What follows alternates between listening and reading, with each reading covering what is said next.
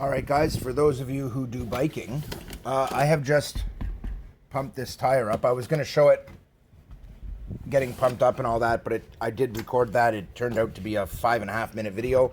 I didn't want it to be that long, so I'm just going to give you guys a quick rundown on what all this is and why I did it. So, for my company, Fearless Salvage, we use dollies, we use all kinds of things that have air, trucks, that sort of stuff. So it occurred to me it would be handy to have a portable air compressor. Metal cased, nice and tough, out of an old DeWalt case. All I've got left to do is to glue in the foam here so that it holds it nice and tight, which it actually works quite well just the way it is. I just tuck it in and close it, and that's actually good enough. But I'm actually going to glue it in place.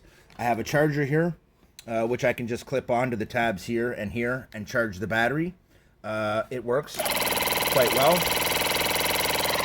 And if you watch the gauge while I put my finger over the nozzle, you can see that the gauge works. Okay.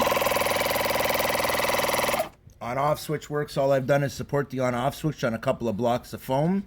The battery the same way, so there's no metal-to-metal contact. It keeps the wires at a distance. I've put a little bit of glue gun glue over them just to protect them in case anything brushes up against them. There won't be any metal-to-metal contact.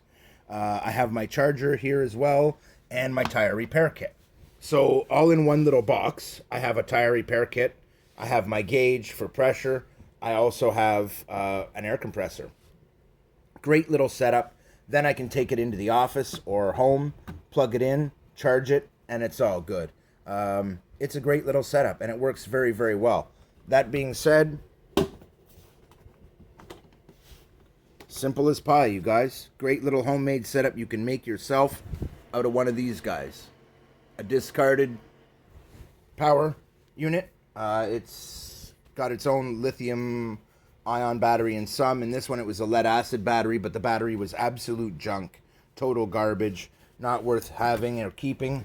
Half of the components in it didn't work, but this worked, and this worked. Well, once I repaired it, this worked. And so I just decided to make my own custom setup. These are lithium ion 18650S cells running at 2.5 amps each. They're actually quite good. This needs 5 amps. These give 5 amps, so it's perfect. The charger slow charges these batteries. It takes about 12 hours, but that's if the battery is fully dead, and you won't ever need to kill it to charge a bike tire to maximum PSI. You won't need to kill it to charge a car tire. In fact, it works very quickly. So quickly that in less than 2 minutes, you'll pump up your bike tire with no trouble at all. And in about 5 minutes at most, you will pump a car tire.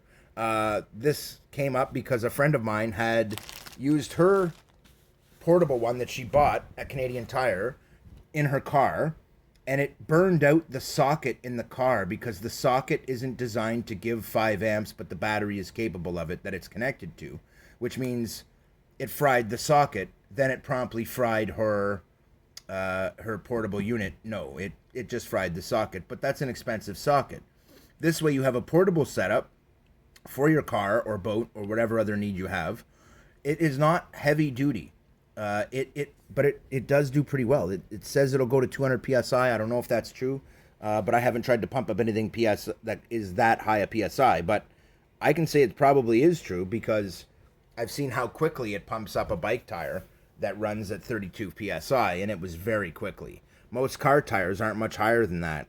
And if it can pump that volume of air that quickly, a car tire should happen in 3 or 4 minutes. Anyway, that's it for this video. Keith out.